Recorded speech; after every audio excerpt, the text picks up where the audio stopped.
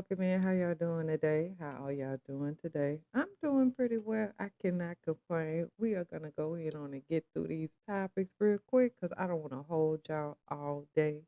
But I do want to talk about Cher, Monique, Jennifer Aniston, and a couple other things just to throw y'all off just a little bit, just to throw y'all off just a little bit. Let me go and pull my little flash up. Hey, Jen.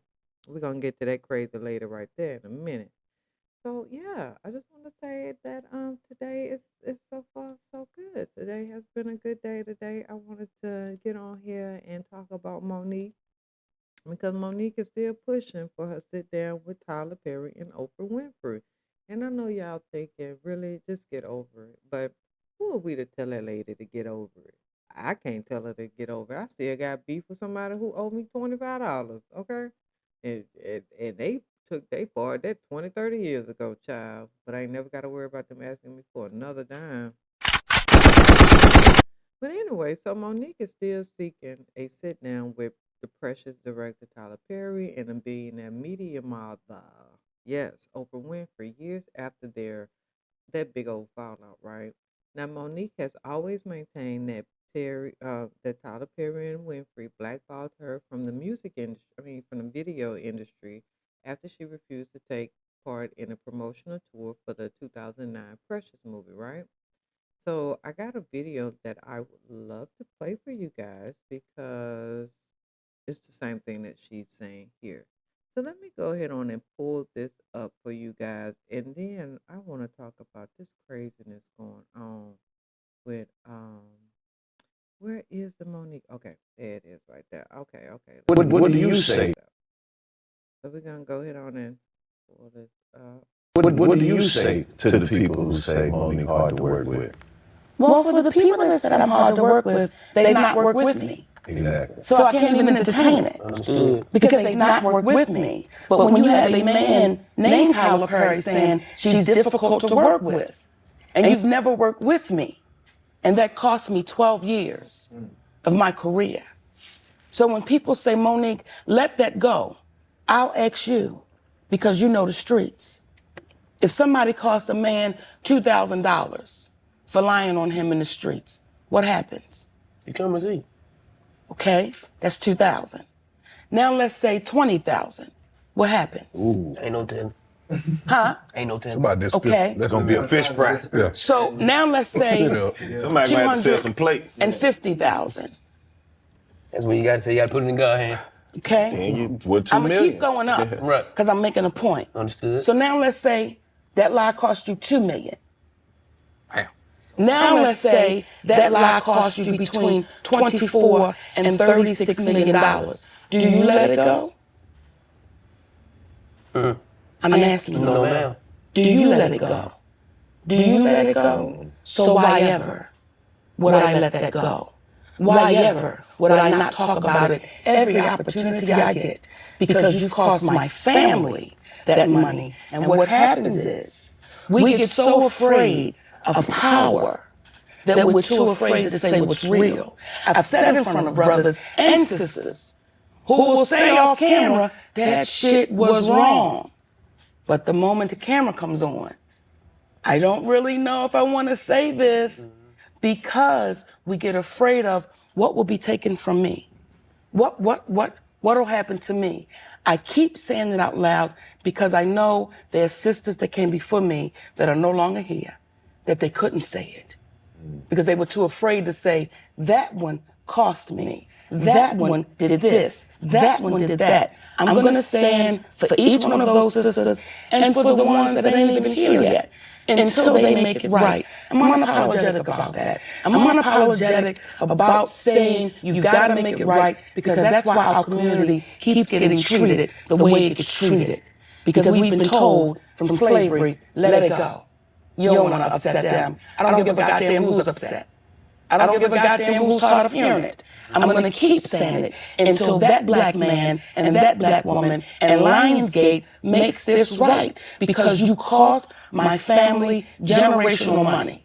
For the other people that's cowardly and say, I would just let it go. That's your business. My business says never let it go, and that's a part of entertainment. So I appreciate you saying, hey, mama, we brought you here to show you love. This is a part of it. This is a part of it for the next black woman that says, I won't be quiet. Because if I keep being quiet, it lets the next black woman get her ass kicked. Blue talk.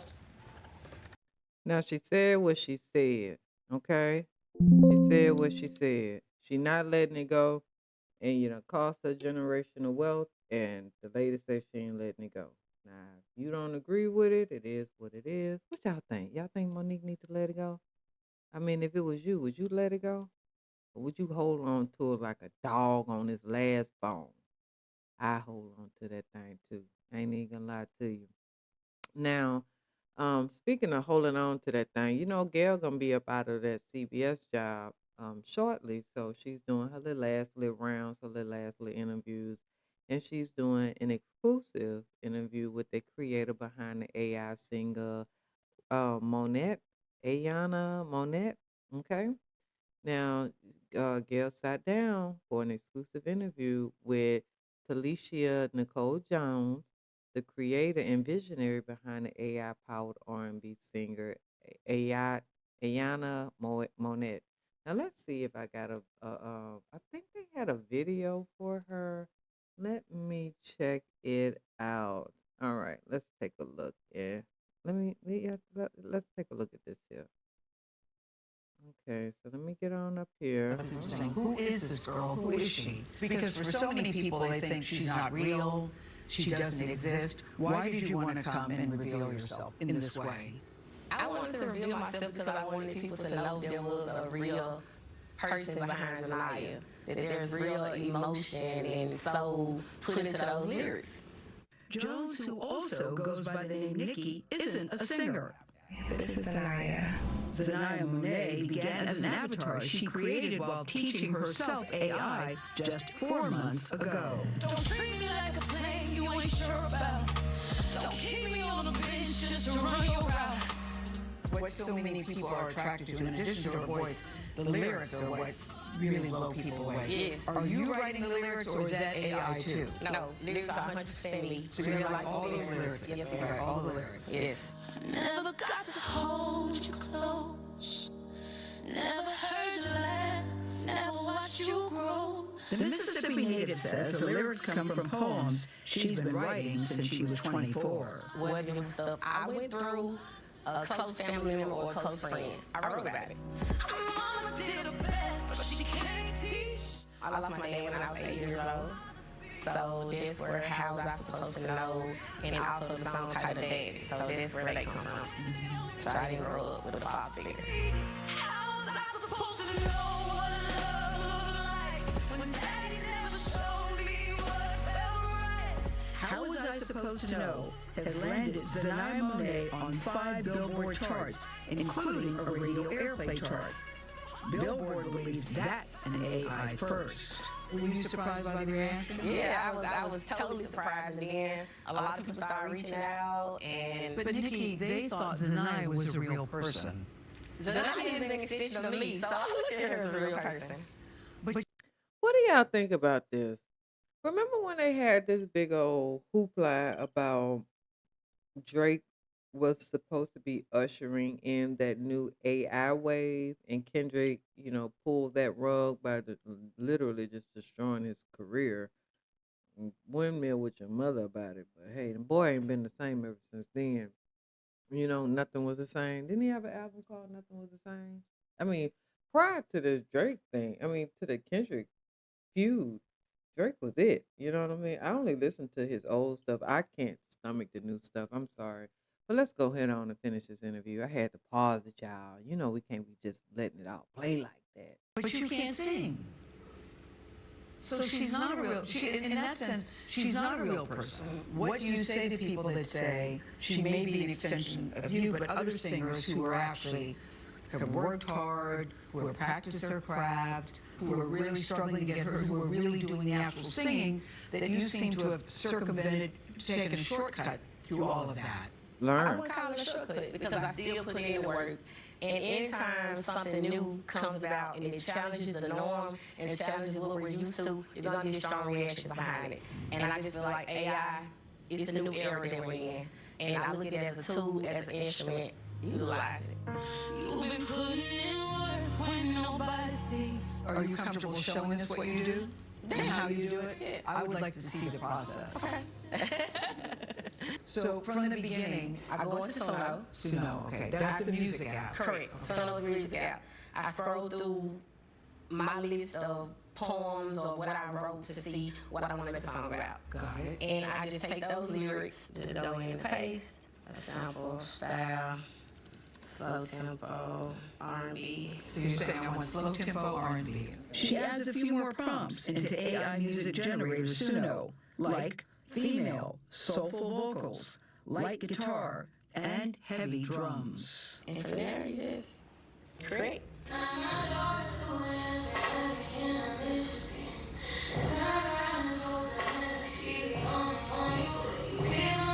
And then they give you two versions. So the first version is what I just played. This will be the second one.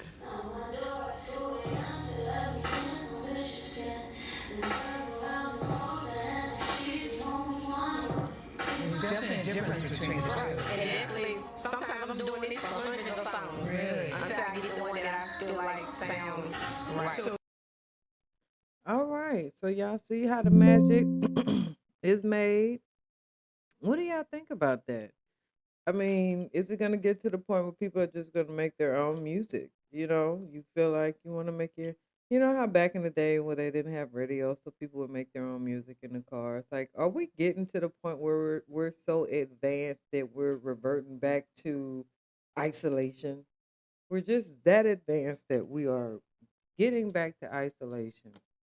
Wow, we've came a long way to go nowhere. Is that a word? Can we say it like that? I'll say it like that. But yeah, so I thought that was interesting. I wasn't aware of the AI lady. I saw it in the article and then I kind of did, not too much of a deep dive, but I looked back into some stuff and I think she signed a deal for like $1 million or something. And I was like, oh, that's why the girls are getting upset. That she doesn't have to get naked or do any of the freaky deaky did it, any of the little did it type activities. And she got $1 million deal. So, but kudos to her because I know people probably been doing that at home. But hey, man, she figured it out. She was able to push it out. So you can't knock it. Now, speaking of knocking, Blueface, he apologizes to the man that he shot in Las Vegas. Now, just days after walking out of prison, rapper and reality star Blueface is taking accountability in a way fans haven't seen before. The Tatiana artist, who served 14 months of a four-year sentence for probation violation, opened up during a live stream with fellow rapper DDG about his 2023 Las Vegas shooting that changed the course of his life. Now, apparently, he's feeling remorseful about this, okay? Now, appearing visibly reflective, Blueface didn't shy away from his past. Around 8 minutes into the stream, he spoke directly to the man he shot, delivering what he called a true apology. Okay, now I did pull that video. So now hold on now, child. We're gonna go ahead on and we're gonna watch this together. Let me see here. All right, okay, all right. Let me see where we got it at. Okay, hold on. Let me bring this on down. Let me make sure you guys can see it. Okay. Okay. Let me move that over just a little bit more. Okay. Work with me, people. Okay. So we're going to go here. Let me scroll on down so you guys can see. What up, man?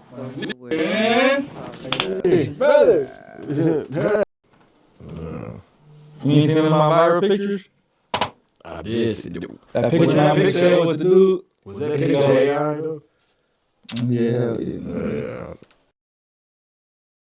Okay, hold on. Oh, well, never mind. Okay. Man, I would have posed like that if I were no shit. I got a million likes. I got fuck it.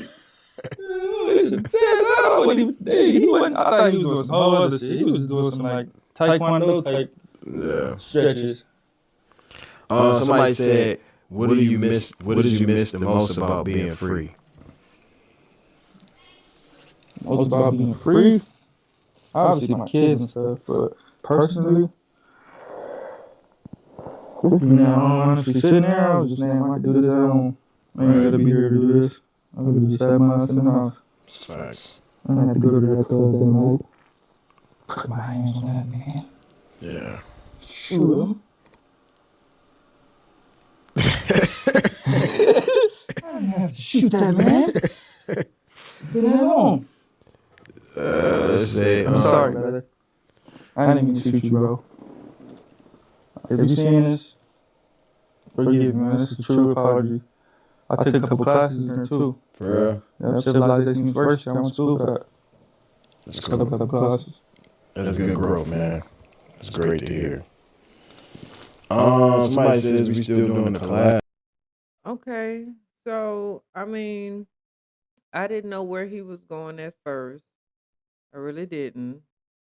But sometimes you have to recognize when people don't necessarily know how to manage their feelings, but they at least are brave enough to say that out loud.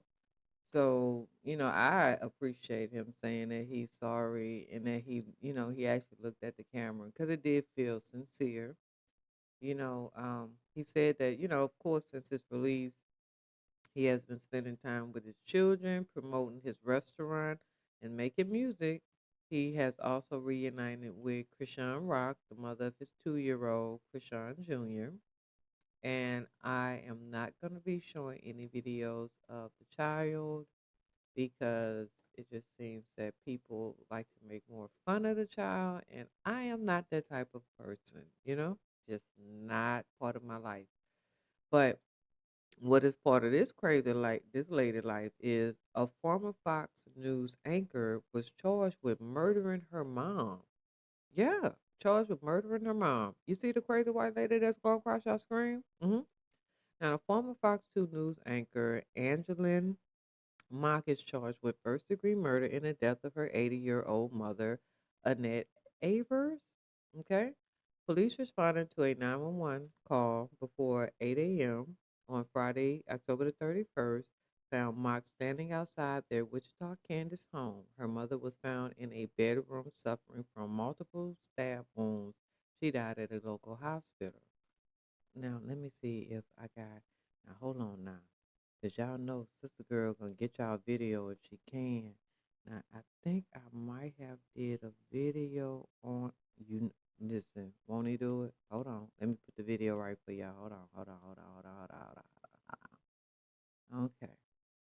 I'll put that right there. And y'all ready for the video? Now, y'all watch this crazy. A former news anchor finds herself in the news this Wait a minute. Hold on. It ain't come up. A former news anchor finds herself in the news this morning after Wait a minute. I want y'all to see it all at the right time. Hold on. Okay, go. she was charged with the murder of her mother.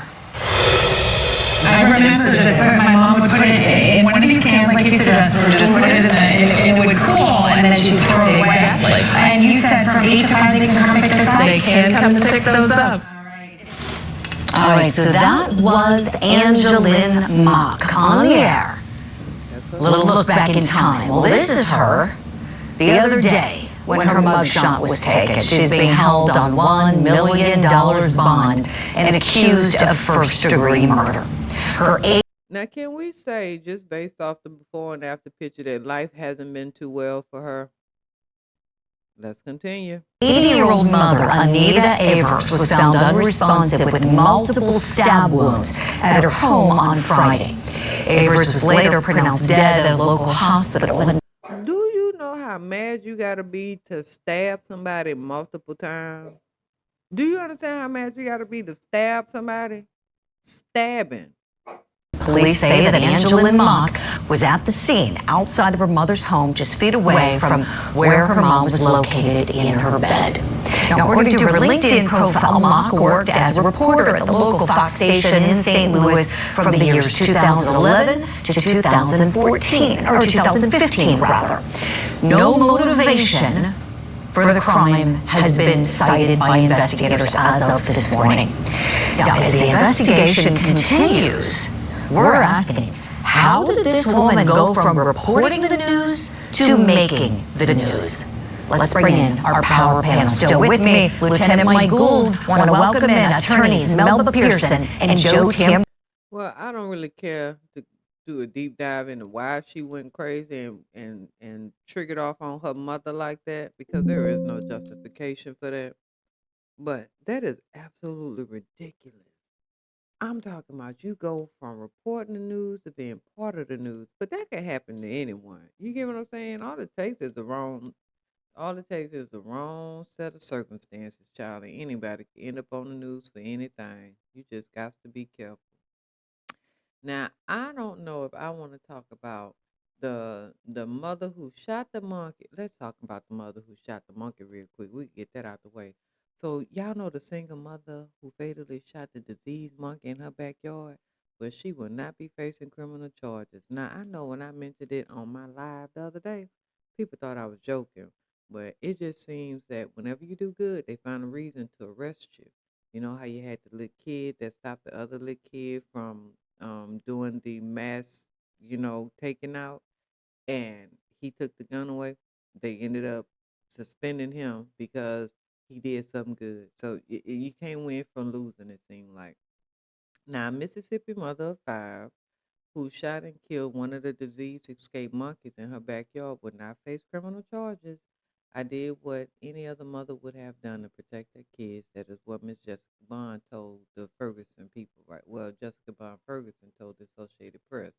Now, residents feared for their safety after a truck transporting 21 research monkeys from Tulane University overturned, Tulane down there in New Orleans, overturned on I-59 on October the 28th. Now, the health officials warned residents that 3 monkeys escaped and they were infected with herpes, COVID-19, and hepatitis C. Why would they get a monkey with all those things?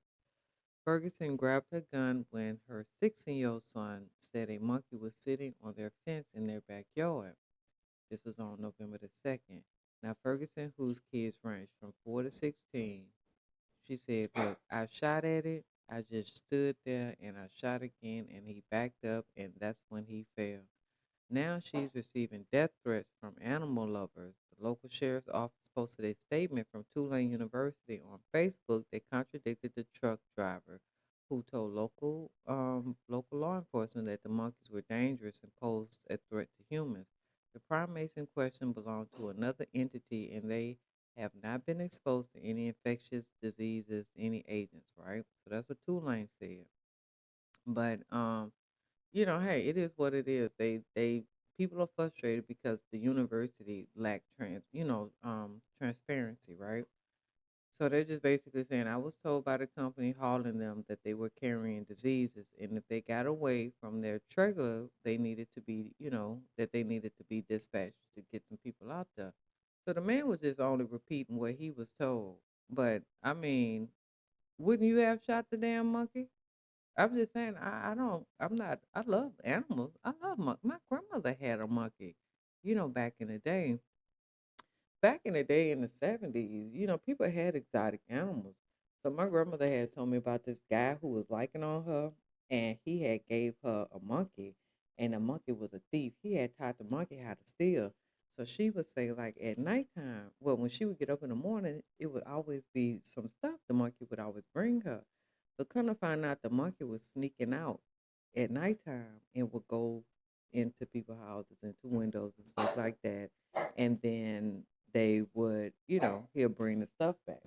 So yeah. So, I don't have a problem with monkeys. But if it's a monkey that's carrying herpes and HIV and COVID and hepatitis, what do you want me to do? What do you want me to do? Okay. Now, speaking of what you want me to do, critics are calling Kim Kardashian's All Fair the worst TV drama ever. Now, I don't know if they gotta say it's the worst TV drama ever, ever, But it seems like the people just really don't like Kim, no matter what she do. Looking, standing, walking, talking, it don't really matter. Now the critics they mauled her new legal drama. I'm talking about they tore it down to the point where you just like, did y'all really have to go that in on her? Like, was it really that bad that y'all had to go that bad? Cause um a lady that I know, she said she watched it. I think she said it was like 3 episodes, you know, and she said she watched it. I think it's more episodes to the series. But the first it was like 3, and she said she enjoyed it. So I don't know. Well, she did say Kim needs more acting, but overall she said that she liked it, right? Now Kim stars as a divorce lawyer alongside co-stars, Glenn Close, Sarah Paulson, Tiana Taylor, Niecy Nash, Naomi Watts. Now, All Fair is about a team of female divorce attorneys who leave a male-dominated firm to open their own boutique, their own little boutique, right? Fierce, brilliant, and emotionally compatible, they navigate high stake breakups, scandalous secrets, and shifting alliances, both in the courtroom and within their own ranks. Now, in a world where money talks and love is a battleground, these women don't just play the game, they change it. Now, the Hulu series debuted its first 3 episodes November the 4th, and critics didn't waste any time ripping the show to shreds, child.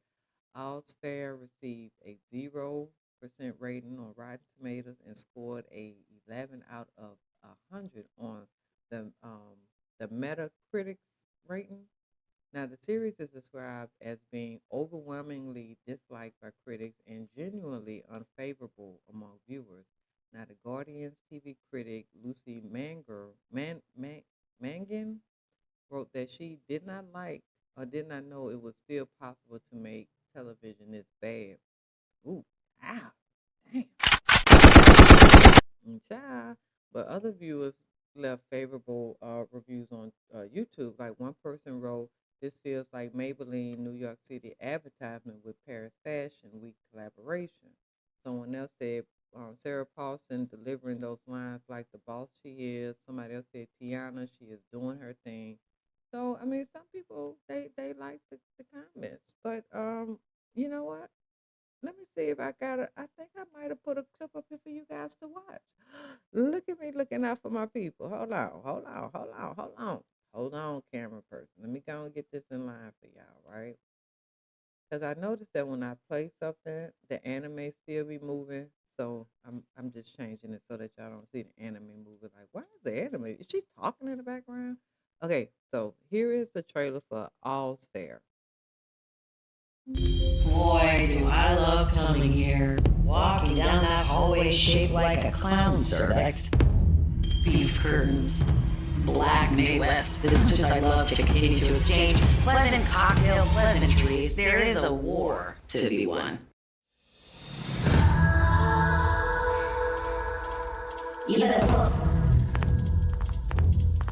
Eleanor. Wow, it's you. Right this way. You're the best divorce lawyers in town. I need you to tell us the whole story. We got married when I was still an undergrad. We were in love, it was all perfect. Except for this one small thing. I trusted him. How did this ever happen to me?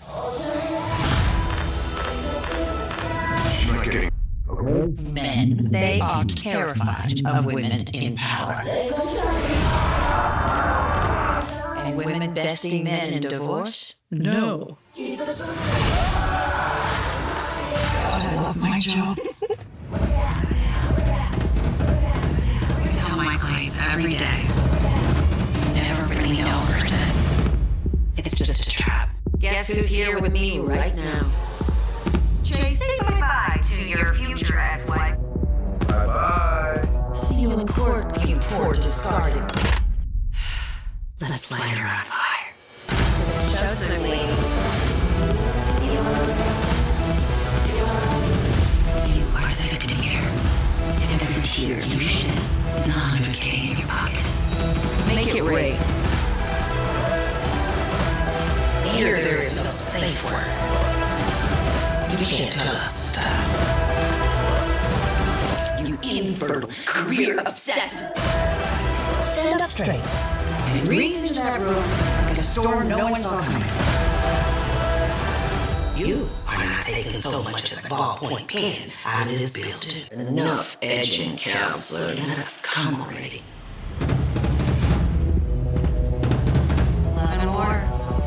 Before you comment on my new appearance, please know that this look is mine. Nothing more than next Halloween's costume, where I will be dressing as a horror lawyer.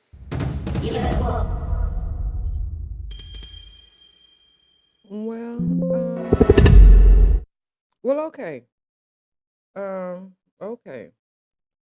I don't know if I don't think I'm gonna be watching that, but more, kudos to them. I don't know if I would have been dragging her as bad as they did, but hey, man, it comes with the territory, right? Right? I don't know. I can't see it. I'm sensitive.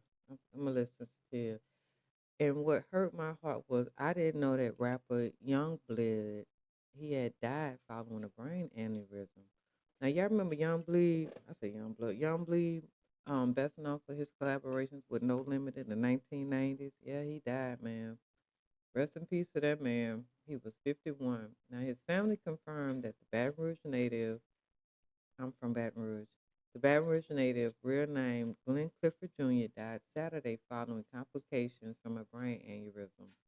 Now Young Bleed was rushed to the hospital in late October after suffering a brain aneurysm caused by internal bleeding. Now, the medical emergency occurred just days after his performance at the Cash Money versus No Limit event, right? Yeah. Now, according to Tamika Long, the mother of the rapper's 10-year-old son, he had long suffered with high blood pressure and a heart condition. He was placed in the ICU on a ventilator following the aneurysm. Now, she went on to say that his father had never dealt with, that was a son, right? That he had never dealt with real life health issues before, but confirmed that he took medications regularly for his blood pressure. Now, born and raised in Baton Rouge, he gained fame in the late 1990s for his breakout song, How You Do That There, Future Master P and CeeLo. It became a regional theme and helped launch his debut album, My Balls and My Word, which went gold. And I remember, y'all remember the song, How You Do That There, How You Do That There. Y'all remember that song. I don't know if they're going to give me no copyright, so I ain't going to say too much of it. But, more, rest in peace to that man. And, yeah, I hope that everything, oh, that's just so sad. I hope that everything works out as far as with the man able to afford the funeral, because there's nothing worse than when those people have to go out and do like a GoFundMe because, that money don't last forever, right? Like, you gotta keep pushing. And speaking of keep pushing, now, how long I done had y'all here? It's 33 minutes. Child, I don't know. Okay, so listen. Now I need y'all to go ahead on like, share, and subscribe to this video.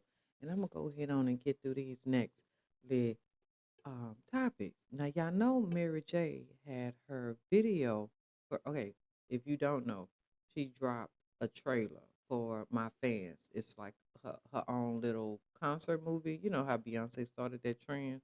All right, so let me go ahead on and let y'all catch the trailer just in case you haven't. Yeah, your girl got videos for y'all today.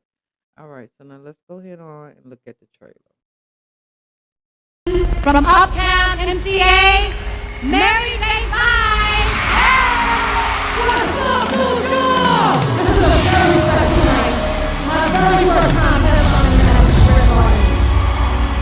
So good to be home. Thank you so much for coming out tonight. Global superstar, double Oscar nominee, 9 Grammy Awards, the queen of hip hop and R&B. I just felt like I had something that was from this world. I had something different. The harder it gets, the greater the reward. If you believe it, the world's gonna believe it.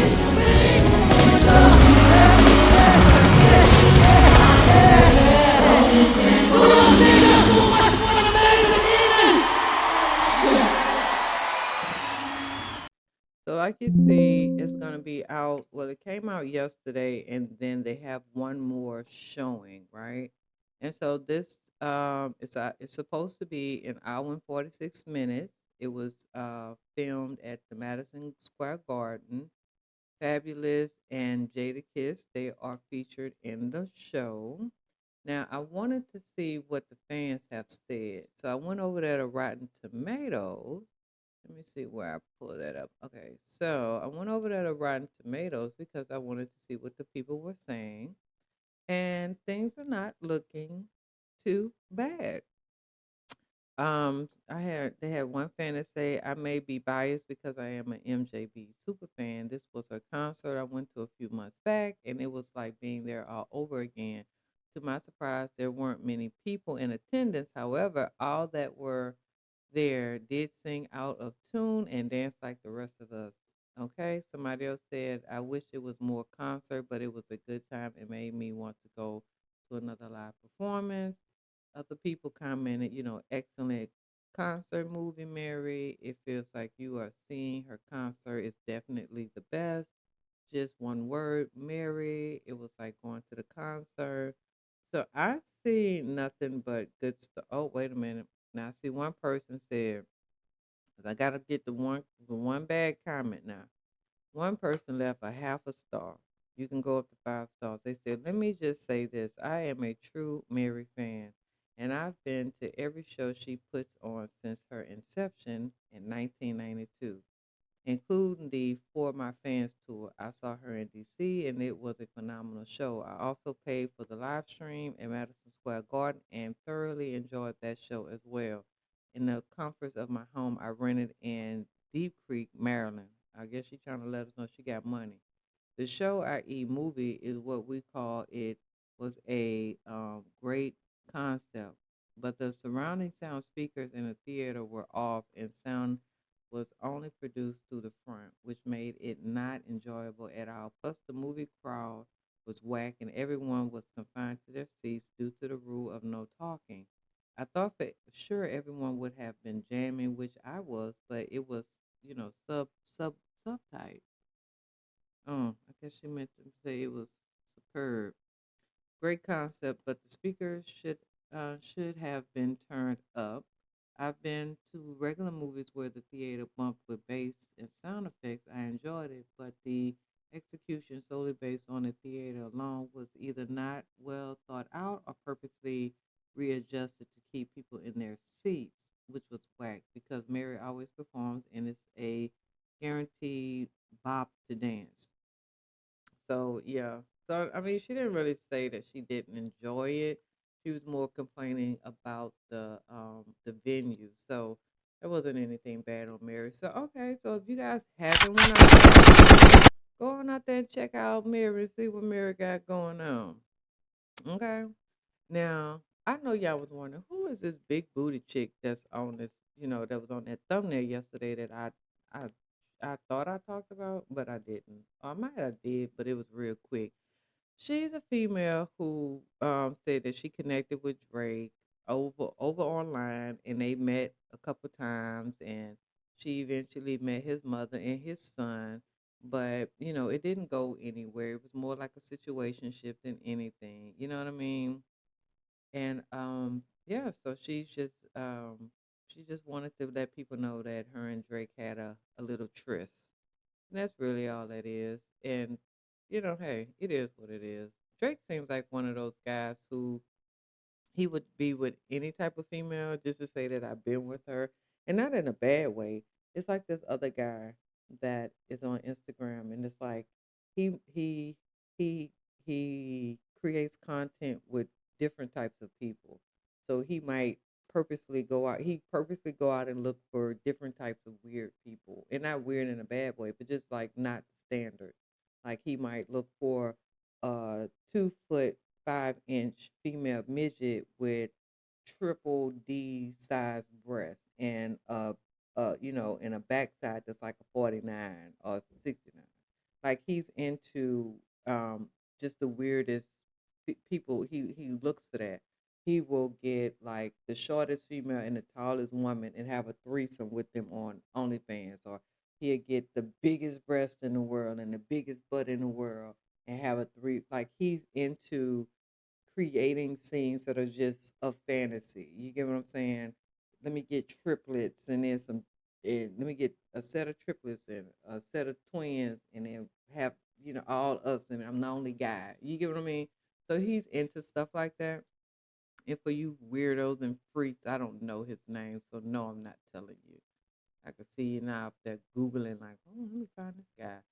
Anyway, so let's go back to Blueface real quick because I did kind of go over this. But Blueface says he's open to replacing Javante Davis in a Jake Paul fight. Now, Blueface joined, I showed you the video earlier where he was on with DDG, since he been out of jail from serving the 21 months or whatnot. And he basically was like, I was eating much mashed potatoes and oatmeal from the commissary every day until I threw up. I had phase to give out, and the extra weight helped me land knockouts. So he's ready. What he's saying. Now, when DDG asked if he, ever fight again, Blueface named Jake Paul, who recently made headlines after his Netflix exhibition match with Giovanni Davis was canceled. Following Davis's legal doubt, legal troubles he got going on, child. Now that's who Blueface said he wanted.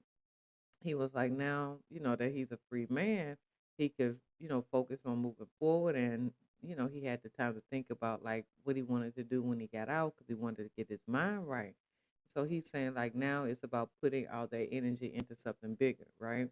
Now Davis has been accused of battery, aggravated battery, and false imprisonment with a little bit of kidnapping and intentional infliction on the side for emotional distress, right?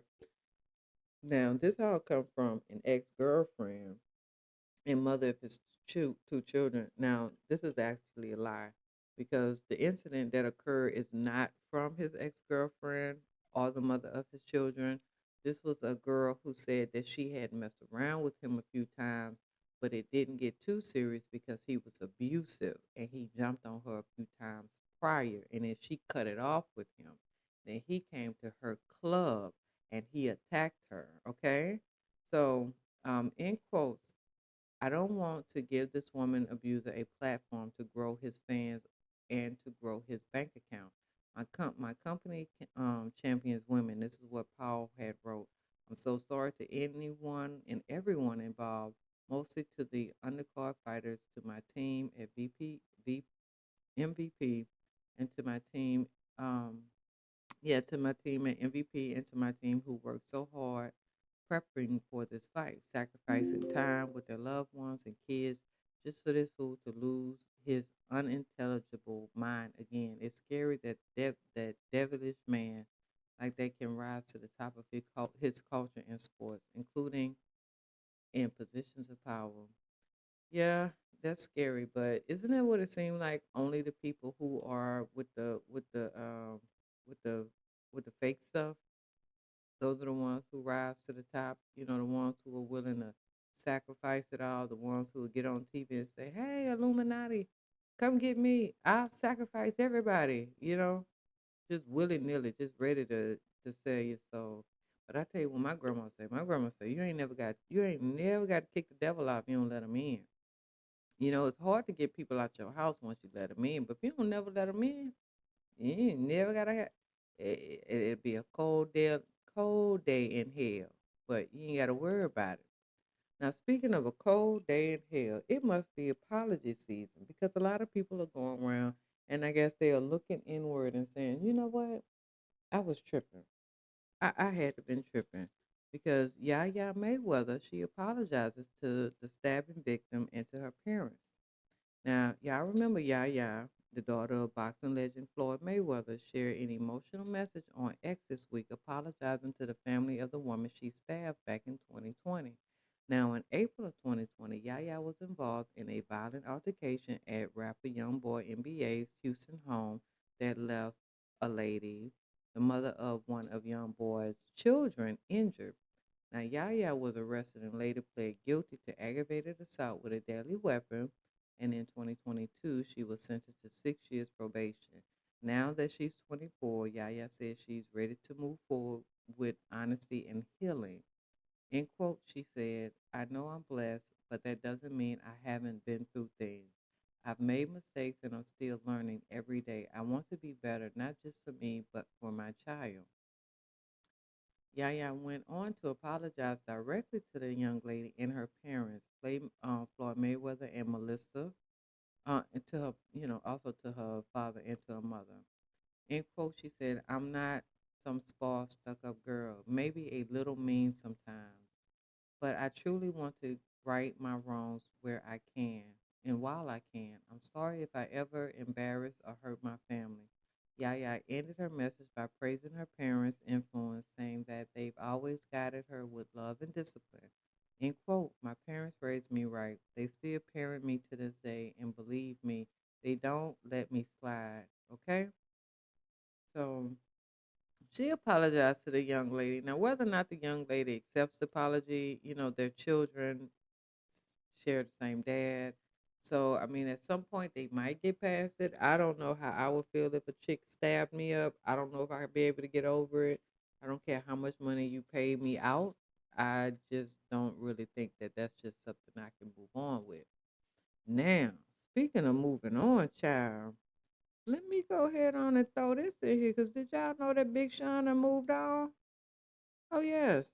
Big Sean has moved on. Got him a whole new chick. Let me make sure I put this picture up here just in case. Did y'all see the girl? I know y'all seen her. I think I put her up there. I put her back up there again, child. Yes. So Big Sean done moved on. Yep, yep. Big Sean was spotted with a Latino model after split from Janae Aiko. It looks like Big Sean is moving on, or at least enjoying himself after his recent split from long-term girlfriend Janae Aiko. Now, the reports are saying that okay, so this what happened. So it was first reported that the couple quietly split, earlier in the fall after nearly 10 years of being on and off, right? After they welcomed their little boy back in 2022. Now, just weeks later, the Detroit rapper is back in the spotlight and fans are buzzing about a new video that's making rounds online, child. Now, over the weekend, Big Sean appeared at a popular live stream event surrounded by his team and a few friends. But what caught everyone's attention wasn't the event itself, it was the mysterious woman sitting nearby. The clip, which quietly and quickly went viral across Twitter and TikTok, shows Sean chatting with fans and laughing with his entourage. Standing close to him is a young Latino lady with dark hair and striking features. And they striking, all right. Kind of give me the Joker, the way her mouth is. But anyway, while the two didn't display any obvious PDA, fans immediately began to speculate about their connection and whether this could be the rapper's first public outing with someone new since the breakup. Now, social media wasted no time discerning down now, one commenter said, Big Sean's single and already hanging with a baddie. That didn't take long, now did it? Someone else said, she looks gorgeous, but I hope he and Janae are still on good terms. Others urged caution before jumping to conclusions, right? Noting that the woman could simply be part of his team or a friend in the industry. Still, that didn't stop the clip from racking up hundreds of thousands of views and sparking endless theories about the rapper's love life. So at the end of the day, Janae Aiko and Big Sean breakup came as a surprise to some fans, but not all, because I wasn't surprised, child. Now the two first began dating back in 2016 after years of of friendship and music collaborations, and their chemistry made them one of hip hop's favorite couples. Now let's keep in mind that she was married when she met Big Sean. Okay, she was married when she met him. She was married. Now, their joint project, 2088, and their on-stage performances often blurred the line between art and real life. In 2022, the couple welcomed their first child together, a son they named Noah, and seemed to be, in a strong and peaceful place. Now, according to reports, Janae ultimately decided to end the relationship after what sources described as years of uncertainty about the marriage, right? Despite their breakups, insiders said that the two but remaining on good terms and committed to co-parenting with their son, right? Now, the rapper Big Sean has kept a low profile in the recent months, focusing on music and fatherhood. His recent public appearances suggest he may be easing back into the spotlight, and fans are ready to see what's next. As for the mystery woman, no one has named her yet, but social media detectives are on the work, so I'll probably have something for y'all by Monday. Okay. Now, one thing's for sure, Big Sean's single life is officially it's a trending topic, and fans will be closely watching to see who's beside him the next time. But I guarantee you, if nothing else, I'll be able to tell y'all damn near birth certificate, name, social, and all that about it by next week. Now, speaking of social, did I tell y'all about Cher and her boyfriend in that 40-year age gap? I think we talked about that, right? Yeah, okay. Well, just real quick. So, Cher's defending her 40-year age gap with the boyfriend, AE. I love it. If she love it, I love it. I can't remember if we talked about that or not. Cause I think I talked about it. I don't recall. We ain't gonna talk about it today. Just know that Cher is getting her rear end knocked out by a guy that is 40 years younger than her, and she loves it. And at the end of the day, if it was the roles were reversed, nobody would care. Okay, nobody would care. And speaking of nobody giving a damn. After more than a decade of accusations, filings, and court drama, Jay Z's paternity case has officially come to an end permanently. Okay? According to new court documents obtained, a California judge has dismissed the case with prejudice, meaning it cannot be refiled or reopened. The decision marks the final chapter in a legal battle that has followed the hip hop billionaire for years. Okay? Now, the case was brought by Ramir. Their last name just a little too long for me. A 30-year-old man who has long claimed that Jay Z is his biological father. Now, in the filing, Ramir alleged that his late mother had a relationship with the rapper in the early 1990s. Now, Jay Z has consistently denied the allegation and has never been legally found to have fathered Ramir. Now, the latest court ruling official officially closes the case. The judge not only dismissed the paternity claim, but also barred any future lawsuits or DNA requests related to the matter. In other words, it's over and it's over for good, child. Now, this decision ends a long and complicated legal saga that stretched across multiple states and courts. Over the years, um, he and his guardian filed several petitions in both New Jersey and California, attempted to compel Jay Z to submit to a DNA test. Now, each time the case was dismissed on procedural grounds, including jurisdictional issues and lack of significant evidence. Now, courts repeatedly ruled that the matter could not proceed, but um, Ramir and his team continued to pursue it. In 2022, a New Jersey judge even issued an order restricting further filings on the issue without prior approval, citing their, it just you just keep repeating the same claim, but you're not bringing us no new evidence or anything like that. Now, with this California dismissal with prejudice, the paternity case is permanently closed, right? There are no more appeals, no more DNA requests, no further filings. He can't do nothing. Now, for Jay Z, this ruling finally clears a legal cloud that has been lingering over his otherwise near flawless public image for years. Now, the Rock Nation founder, now 55, has built one of the most powerful brands in entertainment and has long avoided engaging publicly with this particular story. He and his wife Beyonce have maintained a strong private family life with their three children, Blue Ivy, Rumi, and Sir Carter, right? And while continuing to expand their global influence in music, business, and philanthropy, this ruling essentially shuts the door on any further questions about Ramir's claims in a legal sense. Now, as the news of this dismissal spread online, social media quickly lit up with reactions. Some fans expressed relief for Jay Z, while others revisited the years of speculation that fueled the case. After all these years, it's finally over, one fan wrote. Another added, if the court said it's done, it's done. Time to move on. Whatever side of the debate people fall on, one thing's for clear, right? Jay-Z's paternity saga is officially over. So go ahead on and hit that share, like, and subscribe button while you're there. If I still got you this long, go ahead on and hit that button for your girl. Go ahead on. It ain't like I'm giving you a 4 hour live. I could. I tried that one time, child. I was listen. You gotta have the scrimp, child. I just didn't have the scrimp. I just did not have the scrimp. So your boy won out there in New York. Mandandi, he soars to New York's mayor elect. He soared. He won the mayor election, and Mary Sheffer becomes Detroit's first woman mayor. So the Democrats push, progression. So that is what it is. I'm not about to touch on it, but if the people wanted him, the people got him. Let's just hope that what he said, he actually, be able to put it into fruition, because that's what happened. A lot of times they get the people riled up and they tell them everything that they want to hear. I'm gonna give you $1 million. I'm gonna get you a house. I'm gonna get you a car. I'm gonna get you all that stuff. Then they get in the office and they're like, well, I didn't know I couldn't do this and I can't do that and I can't do this. And before you know it, they done spent they 4, 5 years, 20 years. Ain't nothing changed from the day they went in to the day they retired. Ain't nothing changed but the weather. Okay.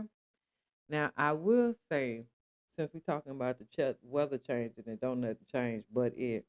Tommy Miles details Detroit's Ready to Love singles and that viral advice to Tay and um, Costco. Everybody hits bumps and bruises. So I haven't been watching Ready to Love in a few seasons. I can't. I think the last one that I saw was when they were out in Dallas. Yeah, the last one I saw when they were out in Dallas, because I believe one of the females, she was like a DJ or something like that, but she was more like the homeboy, and like the dudes liked her, but they didn't like her like that, so she kind of rolled towards the end because they got rid of everybody else. So she kind of rolled towards the end until everybody kind of locked in with their people, and then they got rid of her. That was like the last one that I watched, because it was seeming like the people really came on there more to like push out like their businesses and stuff like that versus actually like looking for love. So I haven't watched it since then, but the Motor City is revving up for romance. So the OWN's hit dating series Ready to Love returns Friday, November the 7th at 9 p.m. Eastern Pacific. And this time, the host, Nephew Tommy, is taking his search for soulmates to Detroit, a city known for its culture, creativity, and unmistakable charisma. I do love Detroit. I had a roommate in Germany. She was from Detroit. She was from Detroit, child.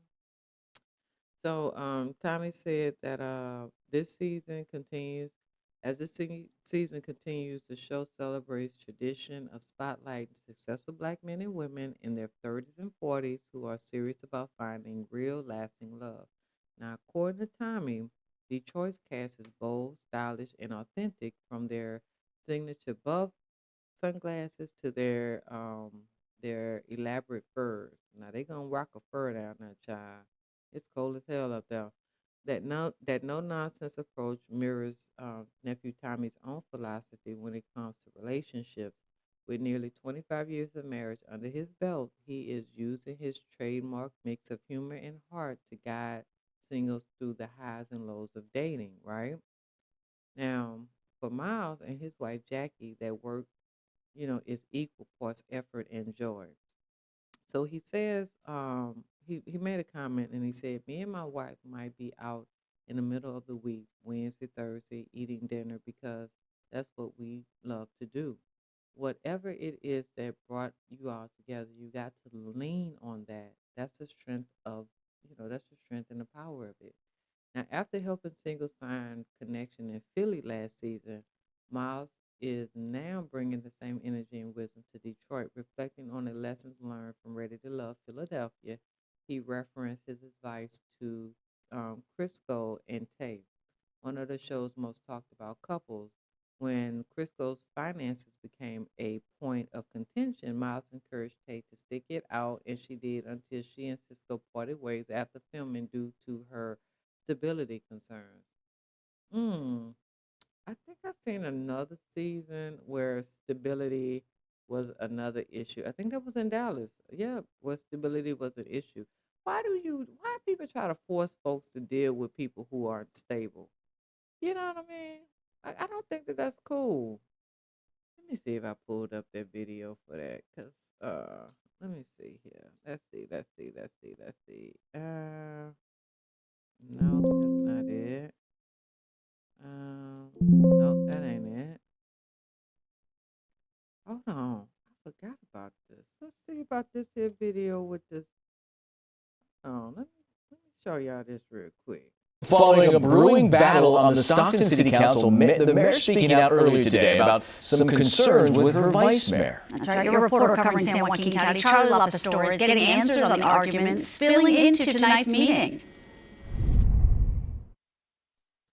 Stockton Mayor Christina Fugazi says she started an ad hoc committee to gather facts, examine evidence, to hold Vice Mayor Jason Lee accountable.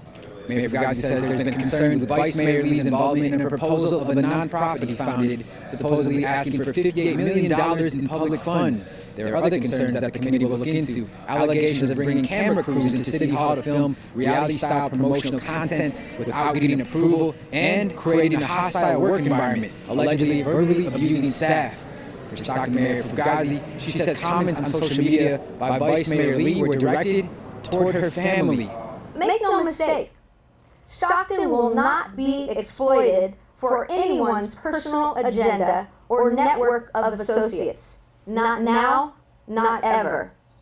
Our city deserves accountability, stability, and a government focused on the real work. Now, regarding this matter, I spoke with Vice Mayor Lee after this press conference, and he said he'll be sending out a press release. Mayor Fugazi said she moved Vice Mayor Lee's seat because she's afraid of him. However, just before the meeting started right here in City Hall, they moved the plaque right next to Mayor Fugazi's seat, so they were sitting right next to each other again during tonight's City Council meeting.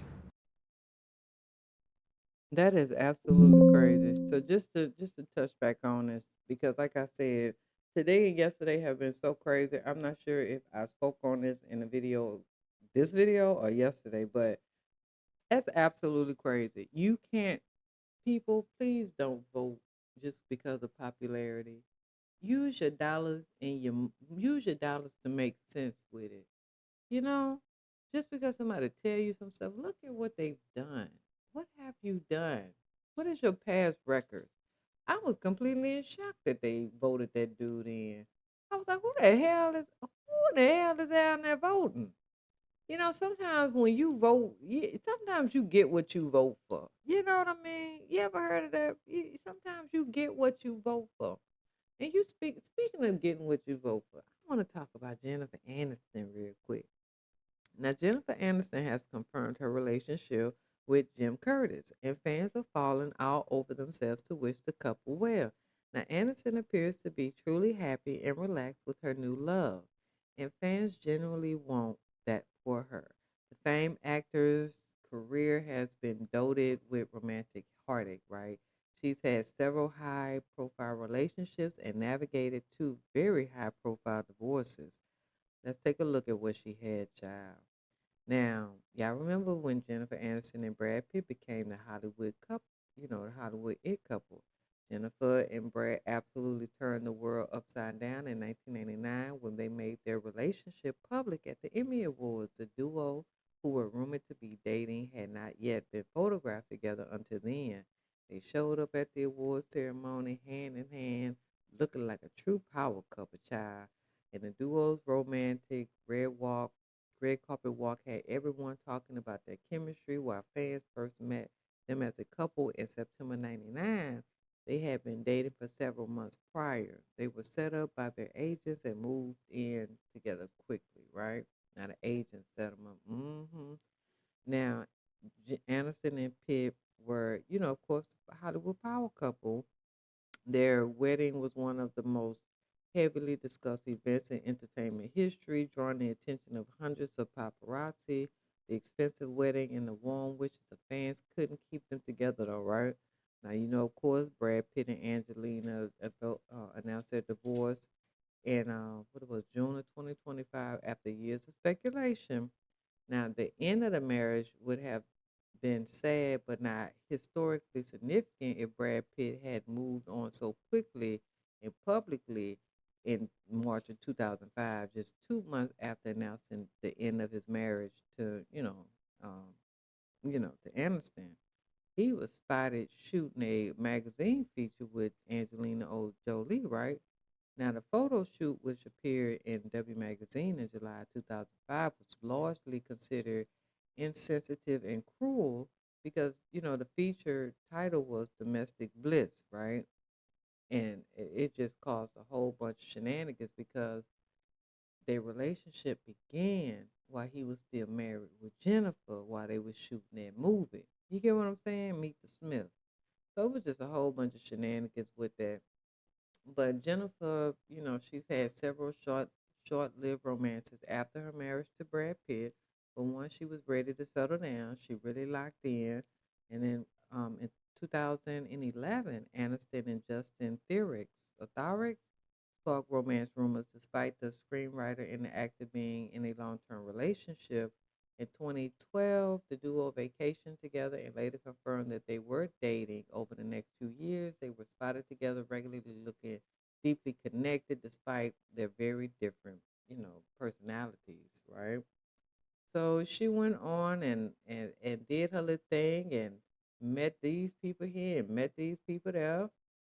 But she officially went Instagram. I guess that's nowadays you have to go IG official. So she officially went IG official with the guy. So, we're wishing her the best of luck. This was on November the 2nd. Aniston did the hard launch with the romance on her IG. She posted the black and white that you got to see and going across, and she captioned it. She cap captioned it, "Happy birthday to me, cherished." Almost everyone seems absolutely thrilled by the pairing. Bethany Frankel has given it the stamp of her approval. So people are loving it, right? And I'm happy for her. Listen, look, just because you're not in love doesn't mean other people can't be in love. So it is what it is. You have to just learn how to just let people enjoy what they have, man. Ain't nothing worse than a Debbie Downer. You know what I mean? Like, just because you ain't happy, that don't mean I can't be happy, child. But anyway, I appreciate you guys being here. If you still here and it's an hour and 7 minutes, child, please click like and share. That's right, it's an hour and 7 minutes. So if you just came in, just wait a few minutes after the music go off because it's gonna play again. So don't worry about it. But thank you guys for clicking on the video. Please like, share, and subscribe. And consistency is key. And I will be back tomorrow. I know.